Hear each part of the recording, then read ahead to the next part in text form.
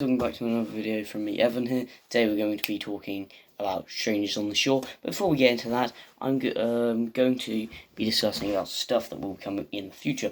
This time of Alan Partridge will be coming later in the week. Hopefully maybe on Saturday. Later in the week, maybe Friday or something like that. We'll probably see Spider-Man vs. The Amazing Spider-Man talk down video, who's the better film, what's the better film, and maybe a few Doctor Who bits and bobs. That Time Meddler will be coming shortly. Yeah, stuff like that for you to look forward to. Let's get into the main video. So Strangers on the Shore is one of those stories that is very good, but stuff happens that just leads up to the big ending. Yeah, so I'll run you through the story, a little bit of a spoiler, but this did come out almost 19 years, this came out like 19 years ago, so 2002, or maybe 18 years ago now, but some point like that, yeah. Yeah, let's get crack on with the video. So, Del starts having to clean for Boise and Marlene, clean their cars and driving them to places like a taxi driver, just to earn a little bit of money, considering, if you've seen the first part of the episode, like the first part of the trilogy, this is the second part, but I love the second part much better than the first and third part. So, the first part of the trilogy is a bit differently, but this is the second part, which I love more. So you have Del, like, cleaning for Boise and Marlene, cleaning their cars, and then they kind of, then Del gets a tube of onion puree and squeezes it into Boise's hair gel, which, Boise was not very happy with at all. So Boise, wasn't very happy with that at all. And then there's, like, a few things about, log effect gas fires, and there's a big plot about that. It goes on for most of the story about the log effect gas fires that kind of go off, and they go off in Boise and Marlene's house, and doesn't really work. They are kind of like, apparently they explode and the oil leaked everywhere because Monkey Harris pulled that. No, Lenny Corbett, the gas fitter, he pulled off the handle, so they kind of evacuated the whole street. So Boise then had to go to their house, but something happens in between both of those scenes. That might work as whole plot, but there's something happens in between both those bits, is where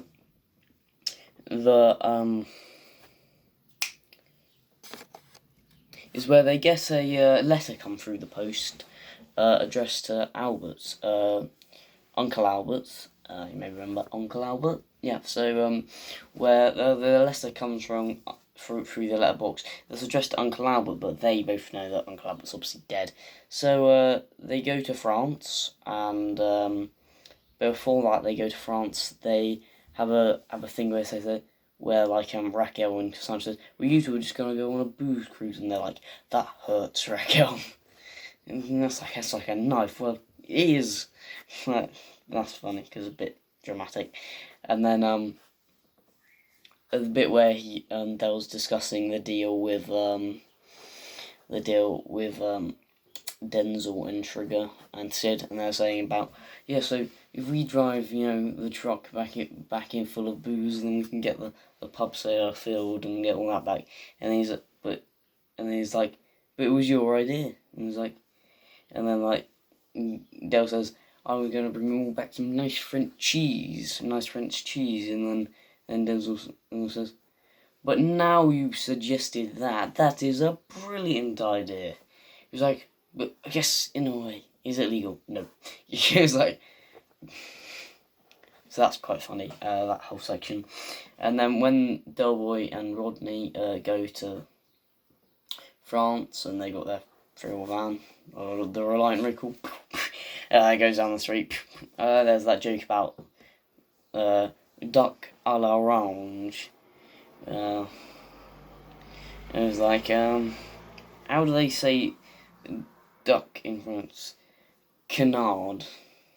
He was like, I thought that had something to do with Q2. No, that's Cunard. And it's like, the boat company, basically. Yeah. which is quite funny. And he says, "How do they say à l'orange?" He's like, "The same as we do, à l'orange." It's a pity they don't do more words. It's quite funny. That's all funny. You should check it out. It's on Netflix. Netflix have this. And Gold. Go and check this out on Netflix and UK TV Play. If you haven't already, just go there. Go click. Boom. Watch it. Good for you. Yeah, so... And then the bit that kind of happens after that is they go to where Uncle Albert's reunion is, and they go to where Raquel's where they go to the reunion is, and Albert's reunion. Don't know why I said Raquel there, but I mean Albert's reunion, and then they meet this guy. I don't think he even has a name really. He was like this sailor bloke who apparently knew Albert, even though they looked about 20 years difference. It was, or maybe 10 years difference, but they looked very different in ages, and I don't think that they would have met. But I suppose they could have gone with an old actor, but I mean, the majority of those are probably dead, but it's a shame they didn't, because the actor looked like he was okay. He had the moustache and kind of like a navy kind of thing. But he did say something that did throw me off a little bit. The fact that Albert steered the ship to port and they landed in Normandy. But Albert worked as a boiler maintenance man, so I suppose maybe the boiler maintenance man maybe one day managed to steer the ship, and that was the one time to Normandy, so... But maybe I'm just rambling. But yeah, so... The things that proceeded after that was the fact that they went to the cruise, but they went to not the cruise, but they went to go to the place to lock up with loads of alcohol. But before that happened, like Delver was wearing his kind of, you know what you could call it now, like one of those French hats, like one of those painter's hats, whatever, and not quite funny, and he was also wearing all of Albert's medals, which I think is a bit weird, but he was like, "I'm doing this for Albert."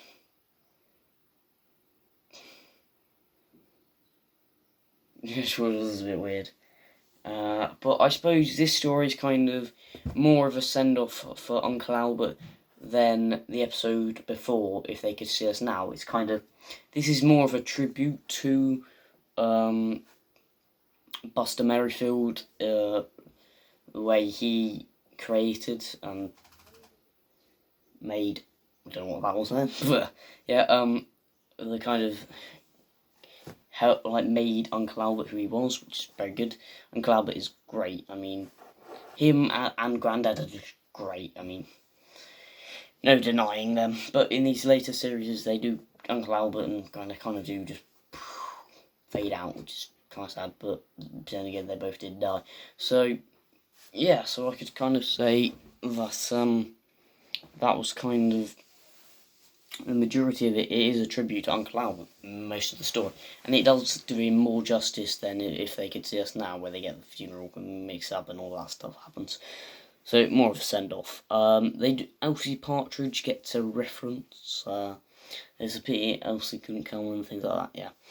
So, then they come to the conclusion that, which is very funny, where he says, Albert was a bit of a lad in those days, and then they look around and they see loads of people with beards, and they think, did Uncle Albert have loads and loads of children? Things like that.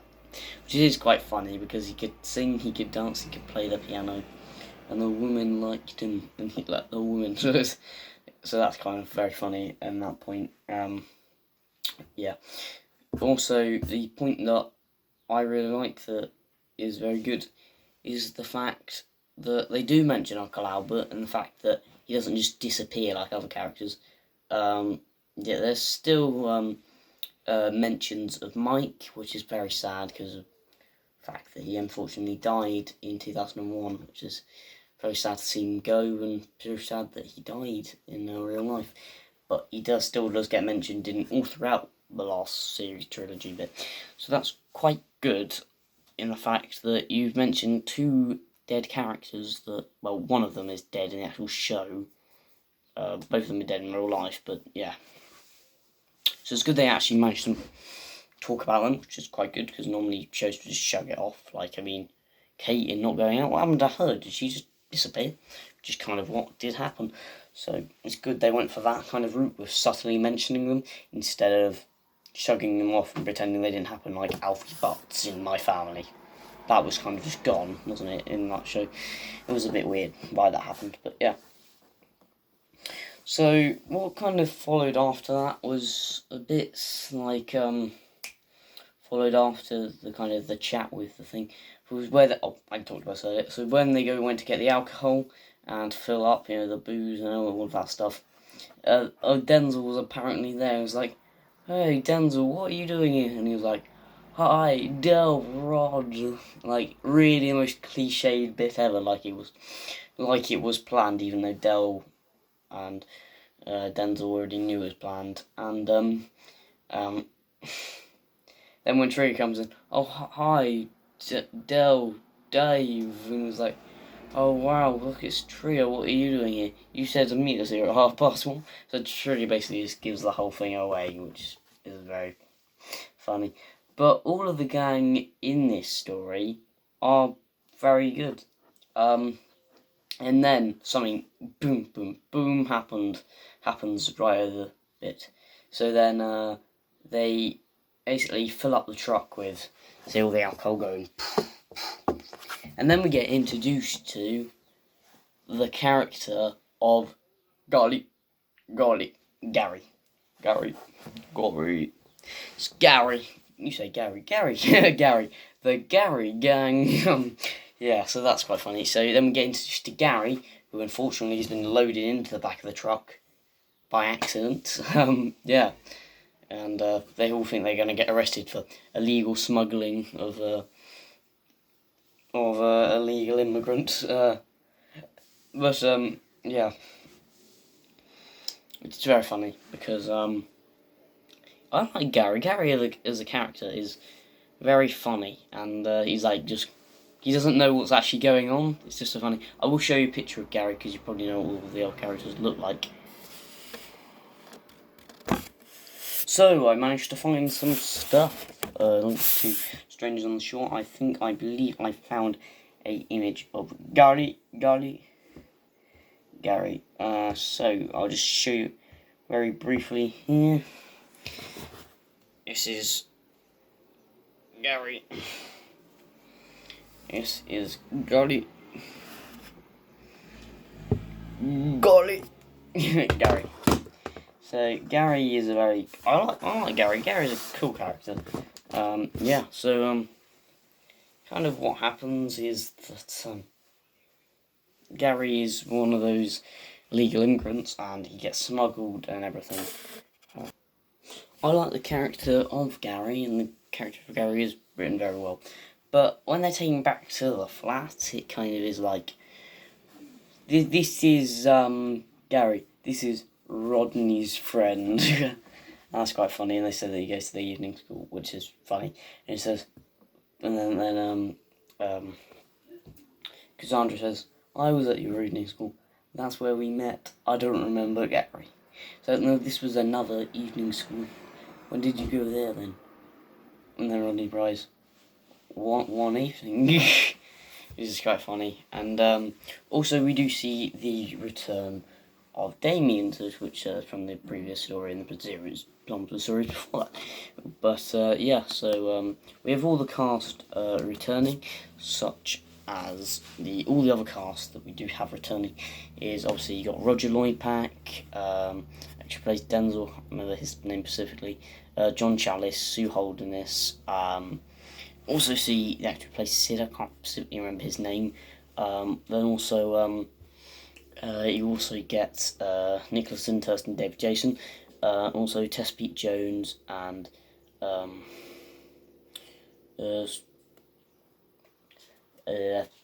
Gwyneth Strong, and also Benjamin Smith, and yeah, you have all the cast returning really, and yeah, so that's the main cast that I kind of listed there. very quickly, and yeah, which is very good, and yeah. So yeah, so then Boise has this car deal to sign, and the car deal is basically like the car deal is basically like where he will become a multi-millionaire, which he's bragging on for the whole story. He's bragging about becoming a multi-millionaire and all that stuff. Yeah, but back to the scenes in the flat. Then Boise turns up to the flat and he's like, "Oh, I've been locked out of my house," and they're like, "Oh, Marley's finally thrown you out," and like, "No, the Marley didn't throw me out. The police did." The police did.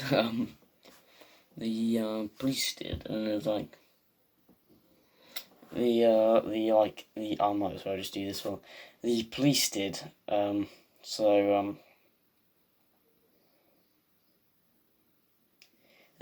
police did, and yeah, so that kind of happens because obviously they'll look at guest files, and he says, Marlene and Tyler have gone to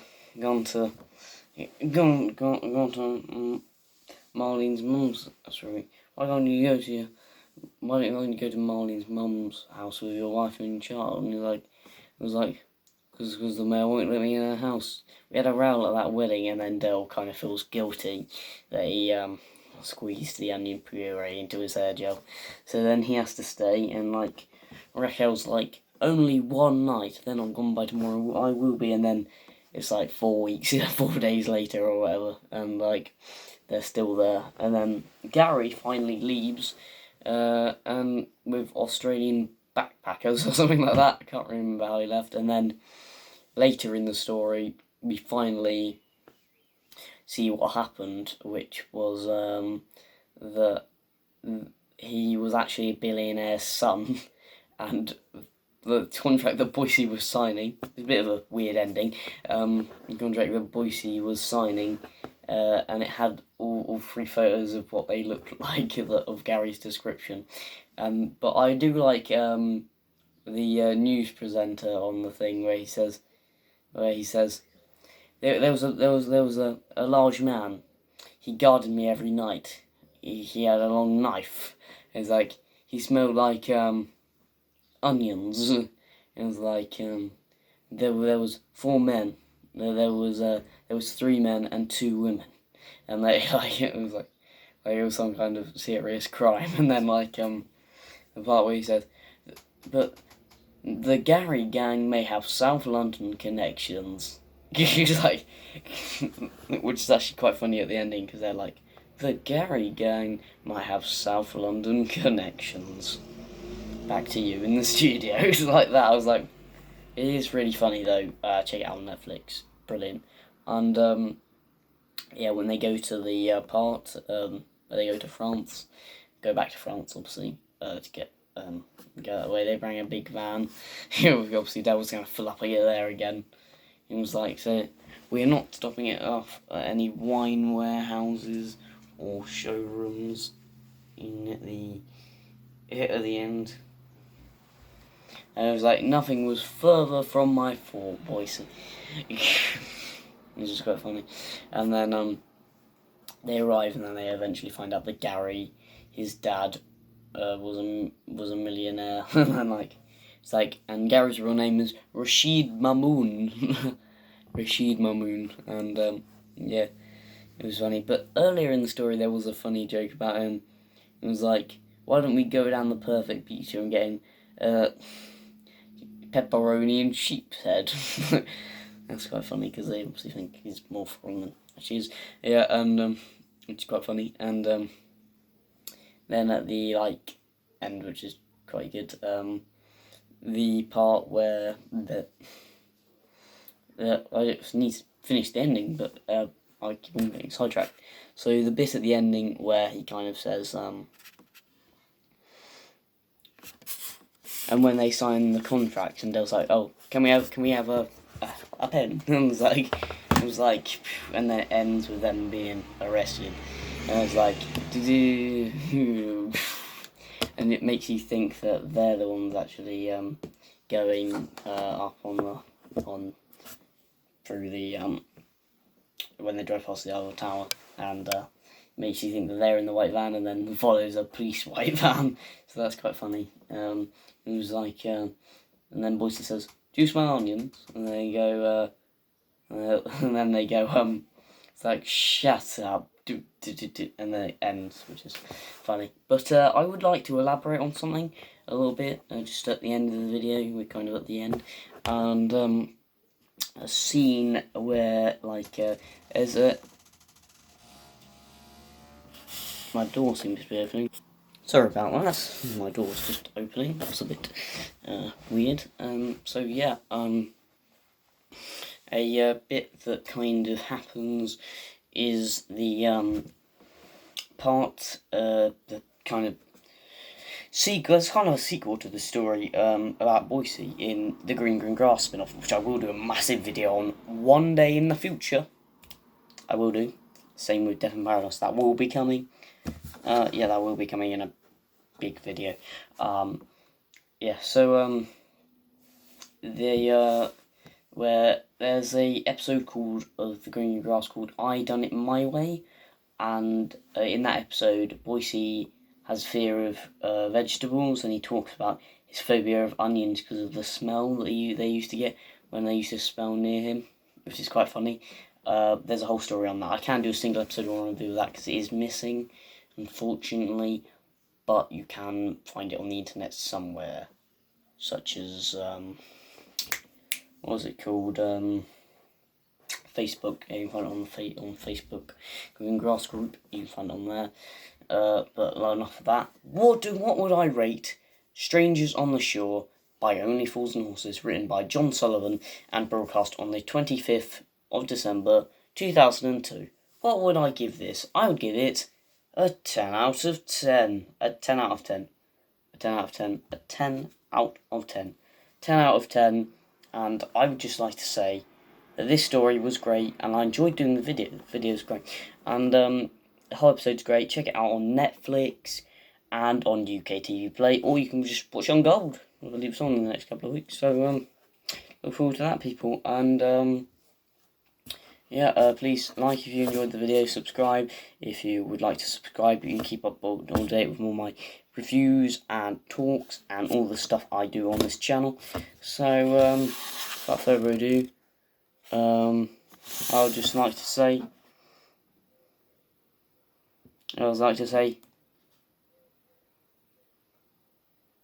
got it!